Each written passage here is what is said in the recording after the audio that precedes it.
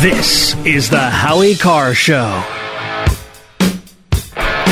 Howie Carr is taking the slide. He's going down to Mar-a-Lago to eat with the beautiful people. Maybe pick himself up a new pair of dish towels embroidered with a Mar-a-Lago label. But you got Steve, the producer, here to carry you the rest of the way.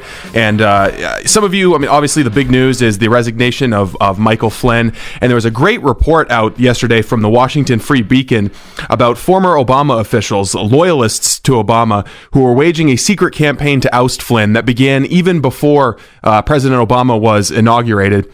President Trump was inaugurated. And I have to wonder if there's more of this going on.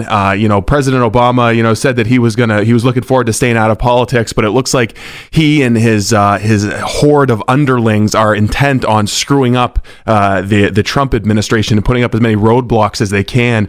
It really seems at this point, when they're causing so much chaos when it comes to national security, that they're creating a national security problem for us, which I think is ironic. But joining us now is the author of that report, and he's also the author of another report just breaking tonight. Iran warns Trump against disclosing secret Iran deal documents. So Iran is playing big into this.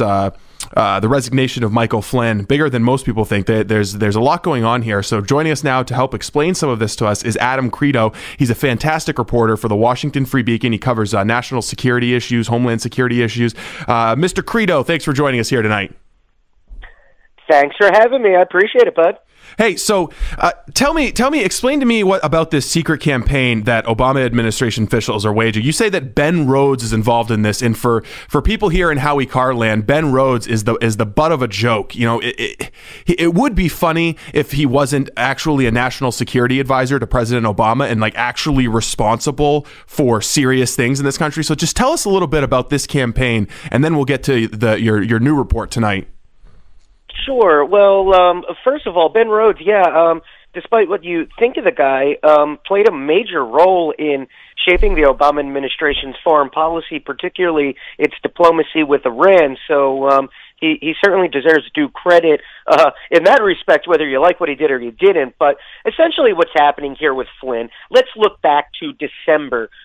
Before Trump came into office, the Obama administration knew that Flynn would be a top confidant and pick for Trump's national security team.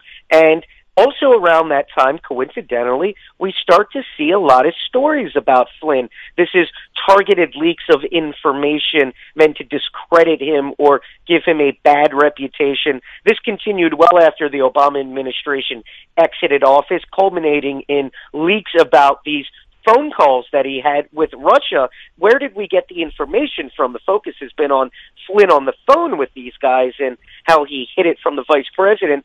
But where the hell did the information come from? Well, in fact, these were leaks from the deep state community, the intelligence community, which, as we know, had a very bad relationship with Michael Flynn. There was a large contingent of people that did not like him.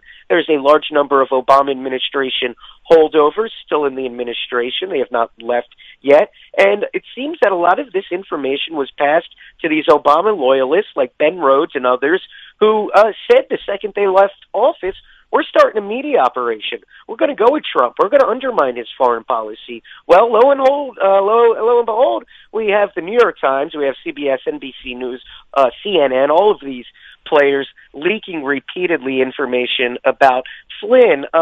I know it's very difficult for people often to kind of peel back the curtain and look at how the sausage is made, but I'm happy to tell everybody this is how the sausage is made. You get targeted leaks from people with an agenda, people who want to do something. That's where these leaks come from. I've benefited from them, so I can tell you that this is how it works. So this was a campaign against Flynn, and I think it's something that's going to continue with other Trump administration officials unless these guys get their act together and clean house.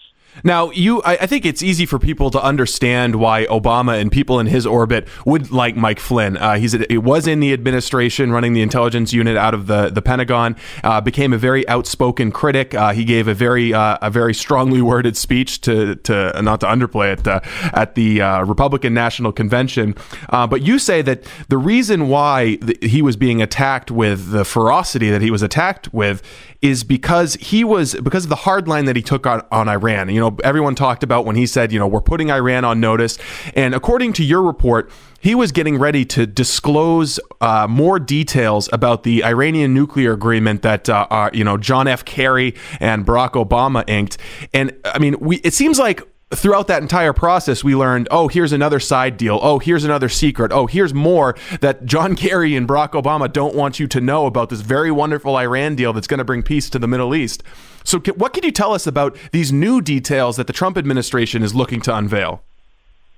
Yeah, so a lot of it's the same type of stuff, just more information that we don't know. Look, we only have a broad idea of what's in these documents. They're technically unclassified, but they're treated in a classified manner. They get put in this little place that nobody knows about on Capitol Hill. Hillary Clinton's server?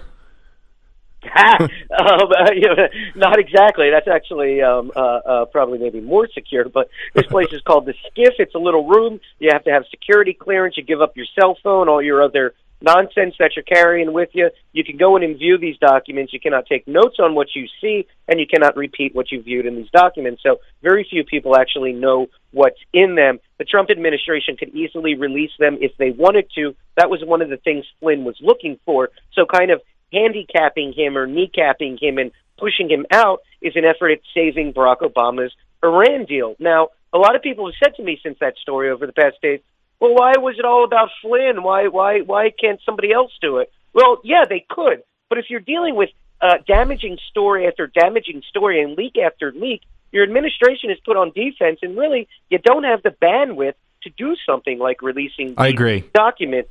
Yeah, so it does seem like at this point, Trump has been very good at staying and remaining on the offense, but it seems like now with the resignation of Michael Flynn and the withdrawal of Andy Puzder this week, it does seem like he's a little bit on the defensive.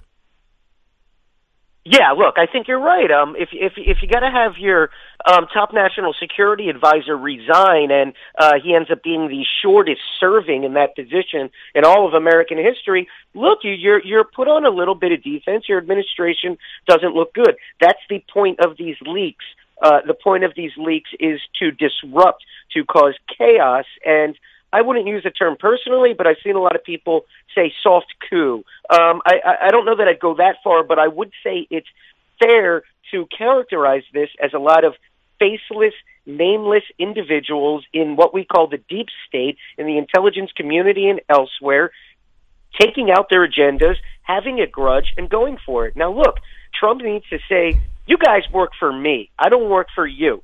If you're not going to treat classified information in the way you're supposed to, you're either fired, you're prosecuted. Again, the house needs to be cleaned and get yourself absolutely, straight. Or absolutely. This is going to happen again. Yeah, I agree. We're talking with Adam Kredo. He's a national security reporter for the Washington Free Beacon. You could read his stuff at freebeacon.com.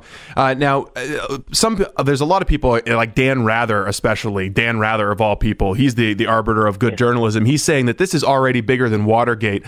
I mean, I know you're not an older guy. You weren't kicking around when Watergate happened. But what is your sense? And I know you're based in D.C. What is your sense of how people are treating this in comparison to, say, I don't know, the Obama administration using the IRS to target their enemies?